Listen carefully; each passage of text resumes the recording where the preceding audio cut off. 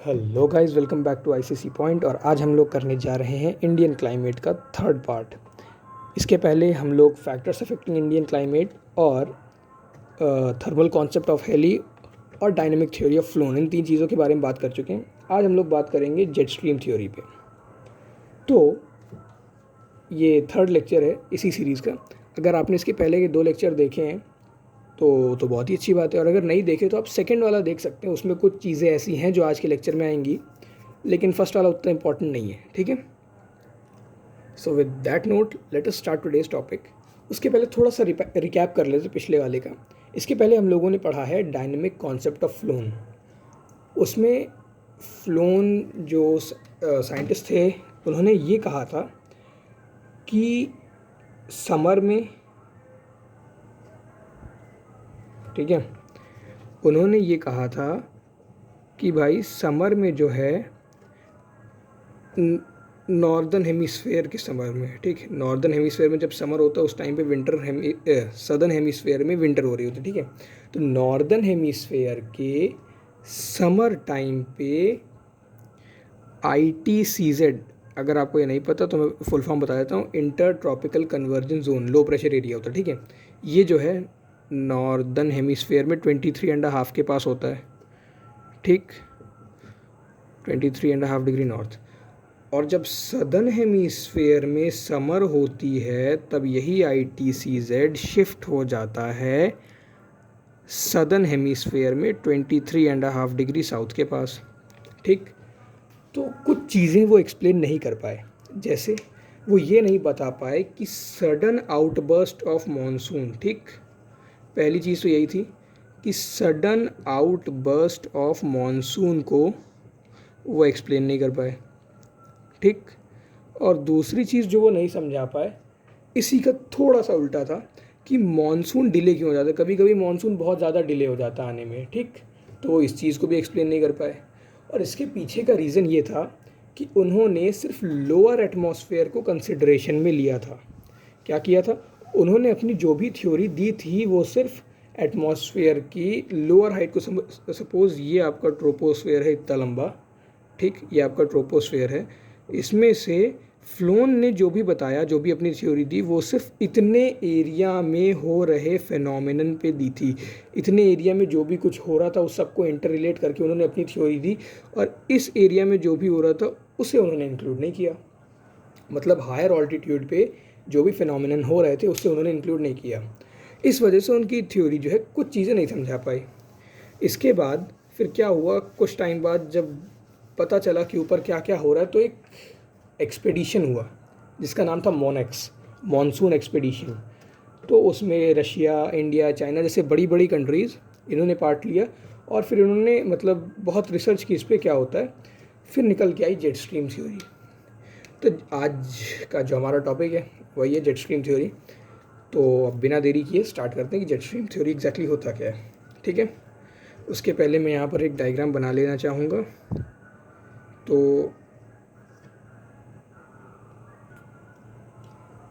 तो ये है वो फिगर जिसके बारे में बात कर रहा था। अब आप कहेंगे ये है क्या? तो ये कुछ नहीं है, ये हमारे अर्थ के एटमॉस्फेयर का एक लेटरल व्यू है। मतलब समझ लीजिए हमारी अर्थ है तो हम लोग उसको ऐसे व्यू से देख रहे हैं कि हमें ये जो एटमॉस्फेयर है वो खड़ा खड़ा दिखे। ठीक है, तो जब हम लोग इसको ऐसे देखेंगे तो सपोज़ ये 0 डिग्री है, ये 23.5, 66.5, 90 डिग्री। आप नॉर्थ भी ले सकते हैं, साउथ भी ले सकते हैं, मैंने नॉर्थ लिया। ठीक है, तो यहाँ पर हो क्या रहा है यार, ये 0 डिग्री पे मैंने बताया था लो प्रेशर होता है। ठीक, यहाँ पर हाई प्रेशर होता है। अगर आपको ये बातें नहीं समझ में आ रही कि ऐसा क्यों होता है तो आप प्लीज़ जाके पिछला लेक्चर देख लीजिए, आपको एक एक चीज़ समझ में आ जाएगी। ठीक है, अब उतना लंबा मैं एक्सप्लेन नहीं कर पाऊँगा, थोड़ी टेक्निकल चीज़ें हैं, कोई छोटी चीज़ होती तो ज़रूर कर देता। तो यहाँ पर क्या होगा, यहाँ पर लो प्रेशर है, लो प्रेशर में हाई टेम्परेचर होता है, ये भी बात कर चुके हम लोग। अगर यहाँ पर हाई टेम्परेचर होगा तो हाई टेम्परेचर की वजह से इस एरिया में जो हवा ऊपर उठेगी, उठी ऊपर, अब ये इधर भी जाएगी, इधर भी जाएगी। तो उधर जो जाएगी वो इसी तरीके से जाएगी जैसे यहाँ जा रही, तो एक साइड मैं समझ लूँगा, मैं समझा दूँगा, दूसरी साइड आप समझ लीजिएगा। तो ये ऊपर गई, ऊपर गई, ऊपर गई। अब ये यहाँ पर ये क्या कहते हैं, यहाँ पर जो है नीचे की तरफ आएगी, क्योंकि यहाँ लो टेम्परेचर है, मतलब ऐसा समझिए कि यहाँ हाई टेम्परेचर है, यहाँ लो टेम्परेचर है, ठीक। ये प्रेशर की बात हो रही है, ये जो भी दिया सारे के सारे प्रेशर से, ठीक है। जहाँ पर लो प्रेशर है वहाँ हाई टेम्परेचर है, हाई टेम्परेचर की वजह से हवा यहाँ से ऊपर उठी, तो यहाँ लो टेम्परेचर से हवा इधर जाएगी। तो आप ध्यान से देखिए कि यहाँ पर एक साइकिल कंप्लीट हुई कि यहाँ से हवा उठी, उठ के इधर आई और फिर इधर से इधर। यही चीज़ यहाँ पर भी हो रही है कि यहाँ पर ये लो प्रेशर है, लो प्रेशर मतलब हाई टेम्परेचर, तो हाई टेम्परेचर से ये हवा उठी, ठीक। उसमें से एक ब्रांच इस तरफ गई, एक ब्रांच इस तरफ आई। अब वही ब्रांच नीचे आएंगी, नीचे आएंगी, नीचे आएंगी तो 23.5 पे और ये वाला 90 डिग्री पे, ठीक। अब ये जो ब्रांच है ये यहाँ से यहाँ आई, एक मिनट, ये एरो गलत हो गया, सॉरी, ये इस तरफ लगेगा, ठीक। तो यहाँ जब ये हाई प्रेशर वाले जोन पे आई तो अब मतलब अब ये यहाँ से ऊपर उठी, ये वाली यहाँ से उठी, ये वाली यहाँ से उठी, तो यहाँ पर एक तरीके का कह लीजिए पार्शियल वैक्यूम क्रिएट हो गया ना इस जगह पे, और इस जगह पे पार्शियल वैक्यूम क्रिएट हो गया। तो अब यहाँ पे हवा भरने के लिए किसी को तो आना पड़ेगा, तो अब जो हवा आएगी वो यहाँ से आएगी, हाई प्रेशर वाले रीजन से लो प्रेशर में हवा जाएगी, तो हवा यहाँ से यहाँ आ रही है। उसी तरीके से यहाँ से हाई लो में जा रही है, यहाँ से भी हाई प्रेशर से लो प्रेशर पे जा रही है, ठीक। एक बार फिर समझ लीजिए, यहाँ पर जो है टेम्परेचर आपका ज़्यादा है, इस वजह से हवा ऊपर उठेगी, और हाई टेम्परेचर की वजह से यहाँ लो प्रेशर है, यहाँ पर हाई प्रेशर है, तो ये जो हाई प्रेशर है यहाँ से विंड लो प्रेशर की तरफ आएगी, और यहाँ पर हाई टेम्परेचर की वजह से एक ऐसे समझिए कि हाई टेम्परेचर की वजह से विंड ऊपर जा रही है, और लो प्रेशर हाई प्रेशर की वजह से हाई प्रेशर से विंड यहाँ पे आ रही है, ठीक। या ऐसे समझना हो, ऐसे समझ लीजिए कि यहाँ एक तरीके से पार्शियल वैक्यूम क्रिएट हो रहा है, इसलिए हवा इस तरफ आ रही है इसको भरने के लिए। तो ये हो गई एक चीज़। तो जो फ्लोहन जो साइंटिस्ट थे उन्होंने सिर्फ इतना हिस्सा कंसिडरेशन में लिया अपने मॉनसून की थ्योरी के लिए, जो ऊपर ये यहाँ पर जो भी हो रहा था ना ये सब, उन्होंने इस चीज़ को देखा ही नहीं। यहाँ पर इस वजह से दो जेट स्ट्रीम्स फॉर्म हो रही थी, एक 66.5 डिग्री पे और दूसरी 23.5 डिग्री पे, ठीक। और इसका नाम था भाई पोलर जेट, ये थी पोलर जेट, और ये वाली थी सब ट्रॉपिकल जेट, ठीक। या फिर इसी का नाम है वेस्टर्ली जेट, ये सब ट्रॉपिकल या फिर वेस्टर्ली जेट, ठीक। अब ये तो फॉर्म हो गई। एक चीज़ आपने अगर नोटिस की हो, मैं इसको रेज कर रहा हूँ, ठीक है। एक चीज़ अगर आपने नोटिस की हो तो आपने ये देखा होगा, पहले वाले में ऑल्टीट्यूड ज़्यादा था, दूसरे वाले में कम था, तीसरे वाले में और कम था। एक ग्रेडियंट आ रहा है, ठीक, एक स्लोप आ रही है। स्लोप क्यों आ रही है? इक्वेटर पे ट्रोपोस्फेयर की लेंथ ज़्यादा होती है, यहाँ पर ट्रोपोस्फेयर कम करीब करीब 18-19 किलोमीटर का होता है, ठीक है, 18 से 19 किलोमीटर का होता है। और वहीं यहाँ पे देखिए तो यहाँ पर जो आपका ट्रोपोस्फेयर है वो 8 to 9 किलोमीटर्स का होता है, ओनली 8 to 9 किलोमीटर। तो यहाँ पर एक ग्रेडियंट आया, ठीक। ये भी एक रीज़न है कि क्यों अपर एटमॉस्फेयर में ही जेट स्ट्रीम फॉर्म होती है, ठीक। आई होप अब जेट स्ट्रीम फॉर्मेशन आपको समझ में आ गया होगा। यहाँ पर पोलर जेट जो कि पोलर एरिया के ऊपर, या सब ट्रॉपिकल जेट जो कि सब ट्रॉपिकल एरिया के ऊपर, इसी सब ट्रॉपिकल जेट का नाम वेस्टर्ली जेट भी है, ठीक है।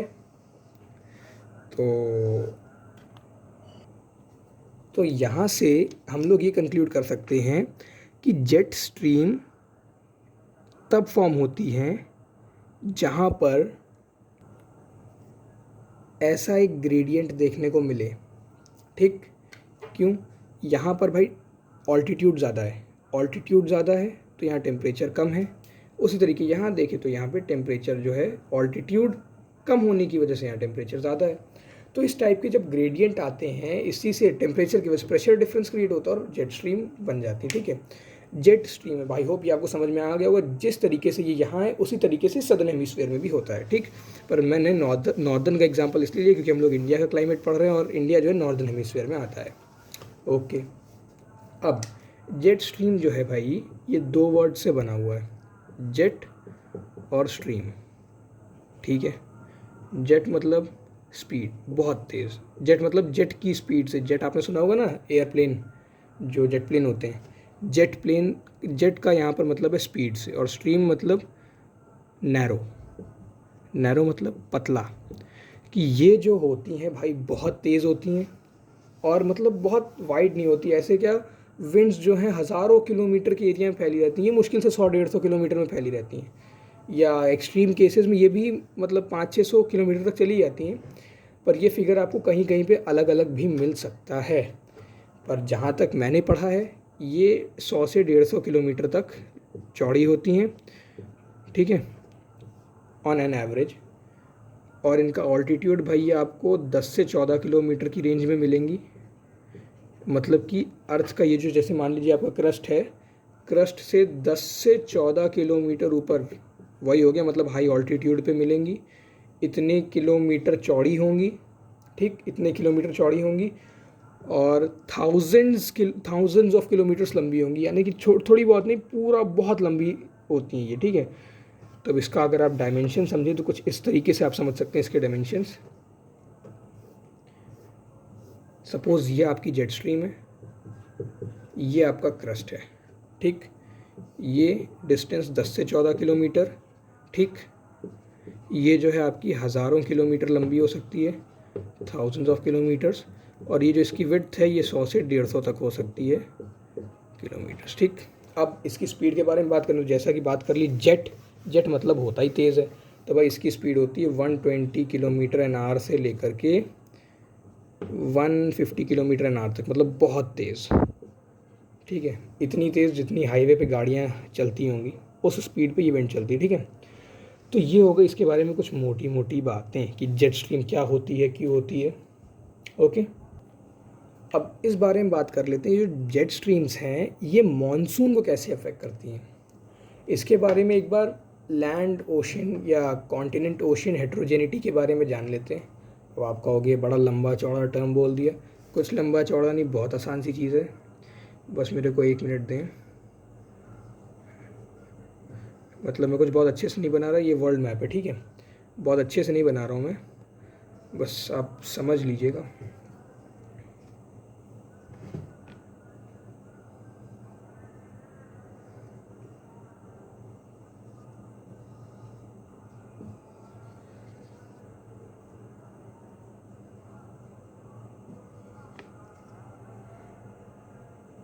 मतलब यार बहुत एक्यूरेट नहीं लग रहा, तो ये मेरे को एक टू द स्केल मैप चाहिए था, इसलिए मैं एक अच्छा सा बना बनाया बुक का मैप उठा लाया। तो जैसा कि आप देखो, इसमें ध्यान से देखो कि यहाँ पर इक्वेटर है, ठीक, ये इक्वेटर है। अब इस इक्वेटर के ऊपर जो है यहाँ पर आपको लैंड मास ज़्यादा दिखेगा, ये देखो ये पूरा लैंड मास ज़्यादा दिखेगा, पानी कम दिखेगा, और नीचे नीचे आपको लैंड मास बहुत कम दिखेगा, पानी दिखेगा। यही होती है लैंड ओशन हेट्रोजेनिटी, ठीक है। अब मैंने एक यहाँ बना तो लिया है, लेकिन मेरे को एक टू द स्केल दिखाना था, तो वो मैंने दिखा दिया, और अब जिसमें मैं आपको करके दिखाऊंगा कि एग्जैक्टली होता क्या है, वो ये मैंने बना लिया, ठीक है। अब देखिए इसको आप मतलब ऐसे समझिए कि जो फ्लोन ने अपनी थ्योरी दी थी ITCZ इधर उधर रखने वाली, तो इस चीज़ को हम लोग स्टार्ट करेंगे सर्दियों में क्या होता है।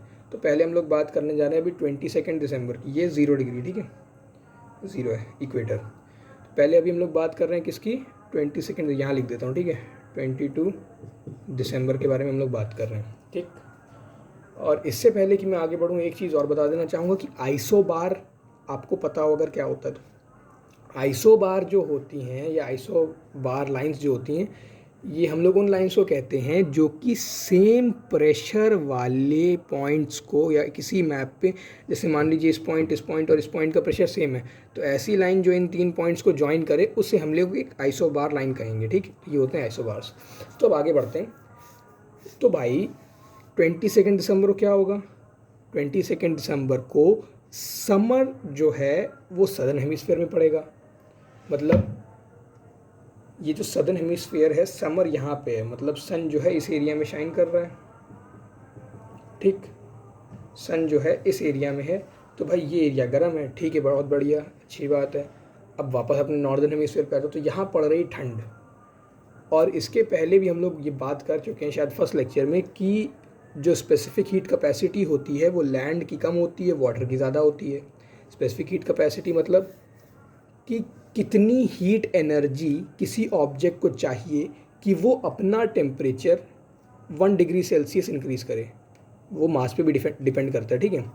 तो जैसे वाटर की होती है 4.2 जूल पर ग्राम डिग्री सेंटीग्रेड, इसका क्या मतलब हुआ, यानी कि वाटर को चाहिए 4.2 जूल एनर्जी सो दैट वो मतलब सॉरी 1 ग्राम वाटर को चाहिए 4.2 जूल एनर्जी सो दैट वो अपना टेम्परेचर 1 डिग्री सेल्सियस बढ़ा सके। ठीक है, ओके। तो ये हो गई कुछ बेसिक बात। तो भाई इसकी जब स्पेसिफिक हीट कैपेसिटी लो है तो क्या होगा on a long run, long term में क्या होगा भाई, ये जो है 22 दिसंबर रेस कर रहा हूँ, ठीक है। लैंड वाला जो एरिया है वो जल्दी गर्म होगा जल्दी ठंडा होगा, ठीक। वाटर वाला जो है वो देर से गर्म होगा देर से ठंडा होगा। और अभी यहाँ पड़ क्या रहा है, यहाँ पड़ रही सर्दी। सर्दी मतलब जो ये लैंड मास वाला एरिया है ये जल्दी ठंडा होगा एज़ कम्पेयर टू दिस। यानी कि मैं ये कह सकता हूँ कि यहाँ का जो टेम्परेचर है लॉन्ग रन में ये कम हो जाएगा और जो वाटर बॉडीज़ का टेम्परेचर है वो ज़्यादा रहेगा, ठीक। अगर यहाँ पे टेम्परेचर कम है तो मैं कह सकता हूँ यहाँ प्रेशर ज़्यादा होगा और यहाँ प्रेशर कम होगा, ठीक। अब हम लोग बात करेंगे आइसोबार लाइन के बारे में। यहाँ पर भाई प्रेशर ज़्यादा, यहाँ पर प्रेशर कम, यहाँ पर प्रेशर ज़्यादा, ठीक, क्योंकि ये भी लैंड मास एरिया है। ओके, बढ़िया चीज़। अब ये मान लो मैं इस पॉइंट को रेफरेंस लेकर के एक आइसोबार लाइन बनाऊँ तो भाई वो ऐसे जाएगी, ठीक। यहाँ से वो ऊपर हो जाएगी, क्यों, क्योंकि यहाँ पर जो है अब प्रेशर कम हो गया, यहाँ इस एरिया में जो है प्रेशर कम है, बाकी इसको इसके हिसाब का प्रेशर ऊपर मिलेगा, फिर ये ऐसे नीचे आ जाएगी। तो आइसोबार लाइन कुछ इस तरीके से बनेगी, ऐसी आइसोबार बनेगी, ठीक है। आई होप आप देख पा रहे होंगे। तो ये है भाई असलियत में कैसी बननी चाहिए, ये यहाँ से होते हुए ये इधर इधर इधर पूरा ये इधर से फिर ऊपर, ठीक। तो इस तरीके से बननी चाहिए आइसोबार लाइन, ठीक। मैंने तो ऐसे बना दिया क्योंकि मेरा फिगर इस टाइप का है, असलियत में आइसोबार ऐसी होनी चाहिए, ठीक।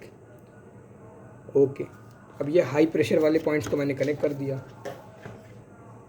अभी इसको ऐसे ही बना रहने देते हैं, हम लोग चलते हैं दूसरी जगह। तो अब मैं एक ग्लोब बना लेता हूँ, ठीक है। सपोज़ ये है हमारी अर्थ, ठीक। तो अगर मैं वही आइसोबार लाइन इस पर बनाने की कोशिश करूँ तो वो कुछ ऐसी बनेंगी, ओके। ये है भाई cold polar winds, cold polar winds. मैंने क्या बताया, जब हवा ठंडी होगी तो उसमें प्रेशर ज़्यादा होगा, ज़्यादा प्रेशर है यहाँ पे, कम प्रेशर है यहाँ पे, ये एरिया जो है ये लो प्रेशर वाला है, ये हाई प्रेशर वाला है। विंड कहाँ से कहाँ चलेगी, विंड हाई से लो चलेगी, हाई से लो चलेगी तो धीरे धीरे धीरे धीरे ये जो है निकलने लगेगा, ऐसे निकलेगा, ठीक। फिर और ज़्यादा बाहर आएगा, ऐसे आएगा, ठीक।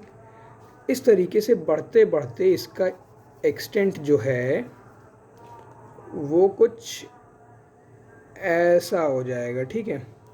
अब ये वाला हिस्सा क्यों नीचे नहीं आया, क्योंकि यहाँ पर ऑलरेडी लो प्रेशर था, ये वही वाटर वाला एरिया, ठीक है।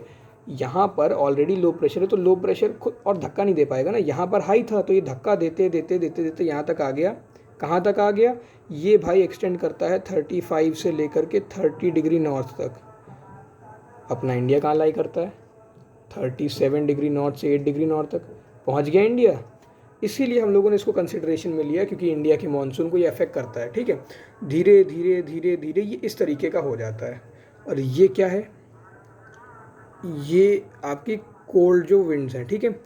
और इसी में 2 जेट स्ट्रीम्स चलती हैं, एक ऊपर 66.5 पे चलती है पोलर, और एक यहाँ नीचे वाले एरिया में जो चलती है वो है सब ट्रॉपिकल जेट स्ट्रीम या वेस्टर्ली जेट स्ट्रीम, जिससे हमारा पूरा ताल्लुक रहेगा इस चैप्टर में, ठीक है।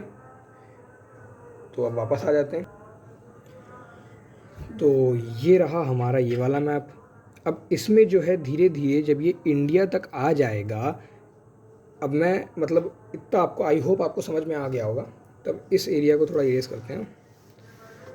अब अगर ये इंडिया तक आ जाएगा तो इंडिया में आके क्या करेगा भैया, मैंने आपको पहले बताया था पिछले लेक्चर में, अब और अच्छे से बताऊंगा। मैंने कहा था इस वाले में इसको अच्छे से डिस्क्राइब कर दूंगा। वेस्टर्न जेट स्ट्रीम जो होती है, जब तक ये इंडिया में है तब तक मॉनसून इंडिया में नहीं घुस सकता।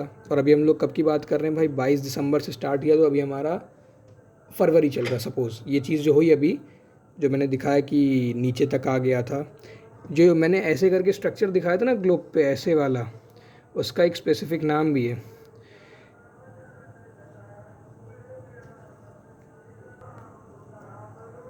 इसको हम लोग कहते हैं पोलर वर्ल। ठीक, तो ये हो गई ये चीज़। तो भाई जब तक मैंने कहा था वेस्टर्न जेट स्ट्रीम इंडिया में है, इंडिया में मानसून नहीं घुस सकता, मानसून नहीं घुस सकता। क्यों नहीं आ सकता?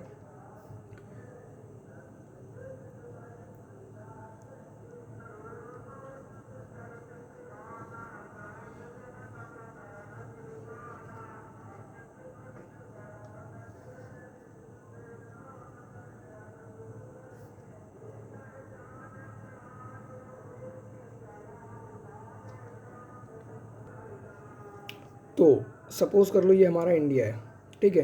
तो वेस्टर्नली जेट स्ट्रीम मैंने कहा कि 35 से 30 डिग्री नॉर्थ में चलती है, यानी कि वो इस एरिया को तो इफेक्ट नहीं करती, ठीक है, इस वाले हिस्से को इफेक्ट नहीं करती। उसका जितना भी इन्फ्लुएंस रहता है मेन मानसून का इसी एरिया पे रहता है, ठीक है। यहाँ पर एक बड़ी ही इम्पॉर्टेंट चीज़ है जो कि मतलब इंडिया के मानसून को अफेक्ट करती है। आप में से जो जो सोच रहे हैं हिमालय, वो बिल्कुल ही गलत है, ठीक। क्योंकि यहाँ पर क्या चीज़ है, यहाँ पर है तिब्बतन प्लेटू, तिब्बतन प्लेटू, ठीक। तो भाई वेस्टर्ली जेट स्ट्रीम जो है इधर से चल रही है, चल रही है, चल रही है। ये जो है इसको दो पार्ट्स में बाइफरकेट कर देता है, बाइफरकेट कर लेता है मतलब सेपरेट कर देता है, ब्रेक कर देता है, डिवाइड कर देता है, ठीक है। तो यहाँ पर भाई क्या कहते हैं, ये हाई प्रेशर से आ रही थी, ठीक, क्योंकि ये जो बहुत स्पीड में रहती हैं, ठीक है। तो स्पीड, प्रेशर और स्पीड ये डायरेक्ट प्रोपोर्शनैलिटी शो करती हैं। तो भाई बहुत ही हाई स्पीड में हाई प्रेशर से आ रही थी, और ये ऊंचा है, ये नॉर्मल प्लेन तो है नहीं, ये एलिवेटेड एरिया है। तो जेट स्ट्रीम को ये दो पार्ट्स में बाइफरकेट कर देता है, ठीक। अब बाइफरकेट करेगा तो यहाँ पर भी हाई प्रेशर क्रिएट होगा, यहाँ पर भी हाई प्रेशर क्रिएट होगा। और विंड्स क्या करती हैं, विंड्स भैया हाई से लो जाती हैं। जब तक ये हाई प्रेशर इंडिया के ऊपर है तब तक आपको क्या लगता है यहाँ से हाई प्रेशर की विंड्स यहाँ आ पाएंगी? इस हाई प्रेशर की विंड के लिए तो ये भी मतलब इसके लिए तो ये इक्विवेलेंट प्रेशर हो गया ना, ये भी हाई, ये भी हाई, हाई से हाई कैंसिल, तो दोनों का जो प्रेशर है वो एक दूसरे के लिए इक्विवेलेंट हो गया। तो ये वाली विंड जो है इधर आएगी ही नहीं, ठीक है, वो कहीं और जाएगी जहाँ पर उसे लो प्रेशर मिलेगा। समझ रहे हैं बात? तो अगर ऐसा सिनेरियो हो तो इंडिया में मानसून घुस नहीं सकता। मतलब कि जो वेस्टर्ली जेट स्ट्रीम होती है ये इंडिया के मानसून को रेजिस्ट करती है, इंडिया में मानसून नहीं आने देती, ठीक है। अब क्या होगा, अब भाई धीरे से गर्मी बढ़ी, ठीक। वापस आ जाते हैं अपने ग्लोब पे, ठीक है। तो ये है हमारा ग्लोब। अब जब गर्मी बढ़ेगी, गर्मी कब बढ़ेगी? सपोज़ करो धीरे धीरे धीरे धीरे अप्रैल आ गया, अप्रैल जून आ गया, क्या होगा? अप्रैल जून धीरे धीरे जब आएगा तो भाई सन पूरी तरह से 23 पे तो 23.5 पे तो नहीं होगा, लेकिन हाँ ऊपर आ चुका होगा, इक्वेटर के ऊपर होगा सन अब, ठीक। अब भाई गर्मी आ चुकी है, अप्रैल का महीना चल रहा है, ठीक है। अब सन जो है यहाँ पे होगा, यहाँ पर होगा तो इसकी डायरेक्ट हीट रेज यहाँ आएंगी। तो ये जो कोल्ड विंड थी, हाई प्रेशर विंड थी, धीरे धीरे कमज़ोर पड़ेगी, कमज़ोर पड़ेगी तो धीरे धीरे मतलब फिर से ये अपने पुराने शेप में आ जाएगी, जो वर्ल्ड है धीरे धीरे कम होने लगेगी, ठीक है। मतलब कि सपोज़ करो ऐसे हो गई थी, तो अब ये कम होके धीरे से ऐसे हो जाएगी, फिर और कम होके और ऊपर चली जाएगी, ठीक, ऐसे होगा। अब जब ये कम हो जाएगी तो हमारे इंडिया का क्या हाल चाल है? इंडिया तो भैया सेफ़ हो गया। क्यों? ये सपोज़ करो अपना इंडिया है,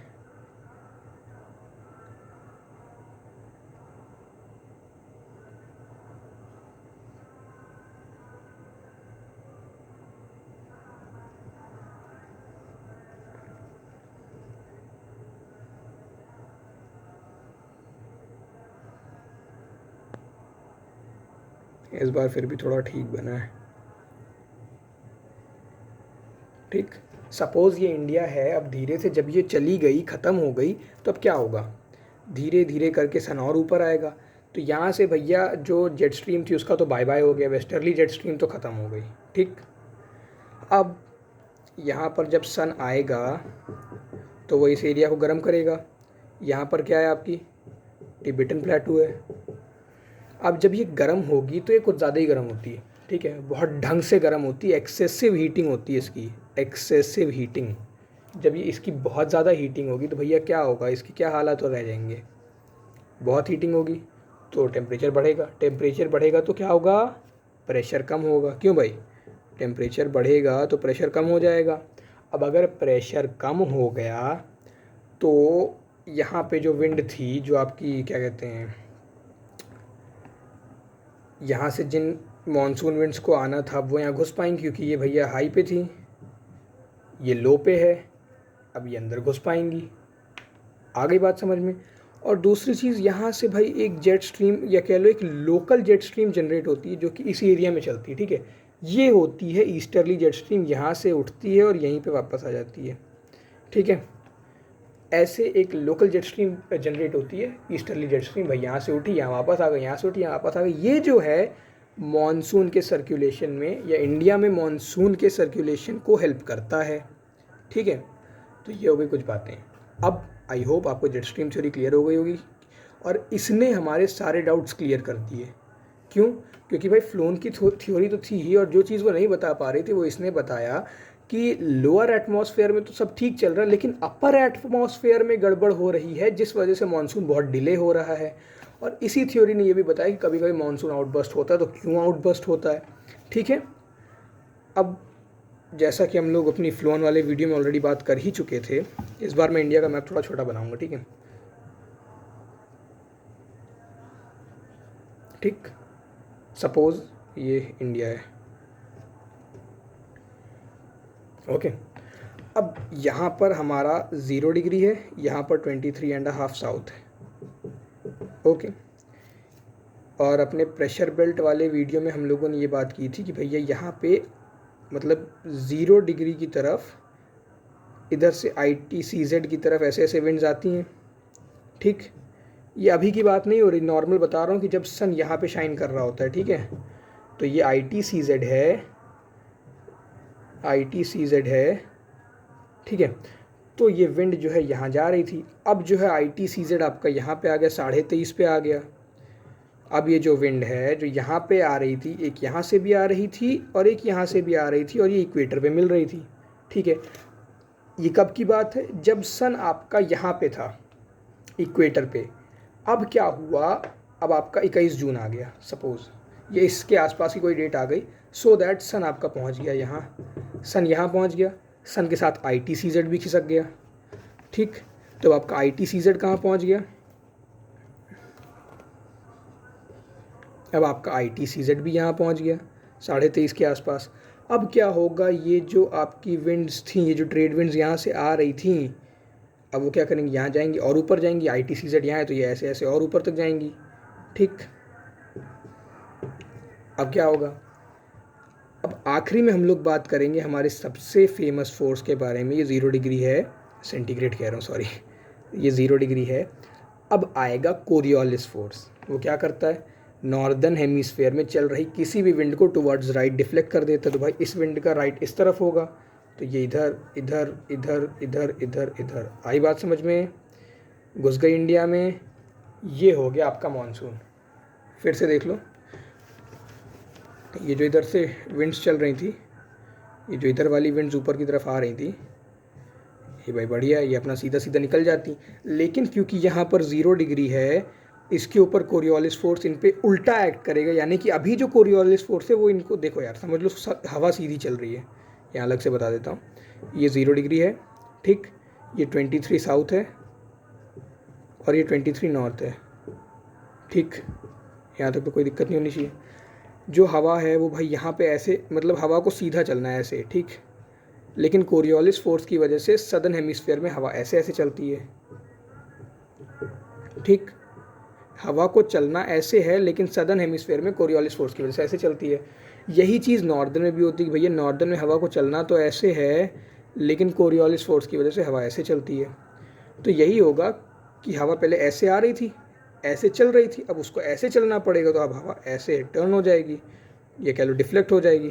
किस तरफ डिफ्लेक्ट होगी, इंडिया की तरफ। बस अब यही लेके आता है इंडिया में मानसून। आई होप आज का आपको लेक्चर पसंद आया होगा। This was all about jet stream theory. इसमें से बहुत सारी चीज़ें हमारे ICSE के सिलेबस में नहीं हैं और एग्ज़ाम्स में भी नहीं ही आती हैं, तो इसको मतलब आप बस एक बार समझ लीजिए। ज़रूरी नहीं कि आप इसको रट्टा मार लो नोट्स, मतलब अब आप समझ लो क्या करना है, ठीक है। अगर आपको एग्जामिनेशन पॉइंट ऑफ व्यू से पढ़ना है तो ये चैप्टर इतना इंपॉर्टेंट नहीं है, और नॉलेज पॉइंट ऑफ व्यू से पढ़ना है तो ठीक है, बहुत ही अच्छी बात है। सो विद दैट अब ख़त्म करते हैं जेट स्ट्रीम थ्योरी इधर। और वैसे भी जितनी भी चीज़ें वो कवर हो गई हैं, जो बोर्ड के बाहर की भी हैं, कुछ वो चीज़ें भी कवर हो गई हैं। विद दैट नोट अब अगले वीडियो में हम लोग सबसे इम्पॉर्टेंट चीज़ पढ़ेंगे। ये सब तो ओरिजिन के बारे में था, अब हमारा डिस्ट्रीब्यूशन वाला टॉपिक आएगा, और इस टॉपिक से बोर्ड में क्वेश्चन आता है, मतलब 80% मान के चलो इस टॉपिक से आता है। और इस बार तो सॉरी, और इस बार तो वैसे भी सिलेबस घट गया, तो इस टॉपिक से क्वेश्चन आने के चांसेस और ज़्यादा बढ़ गए हैं, ठीक है। टॉपिक क्या है, डिस्ट्रीब्यूशन, कि इंडिया में जो है कौन सा मानसून, देखो मानसून भी दो होते हैं, एक अरेबिक सी ब्रांच होती है और एक बे ऑफ बंगाल ब्रांच होती है। कौन सी ब्रांच कहाँ बारिश कराती है, कैसे कराती है, इनका मैकेनिज़्म क्या होता है, क्यों ये दो बट जाती हैं, इस टाइप की सारी चीज़ें, और कि इनका क्या यूज़ होता है, इनको कहाँ पे किस नाम से जाना जाता है, इस टाइप की जितनी भी चीज़ें हैं, स्पेशली यही चीज़ कि अरेबियन ब्रांच और ये बे ऑफ बंगाल ब्रांच क्यों बनती हैं और इनसे कहाँ बारिश होती है, ये तो बड़ी इंपॉर्टेंट चीज़ें। तो अगले लेक्चर में हम लोग इन्हीं चीज़ों को डिस्कस करेंगे। So with that note now I think I shall take a leave. तो बाय दोस्तों, thank you and have a good day, good night, good evening, good morning, जब भी आप ये वीडियो देख रहे हो। Okay, bye.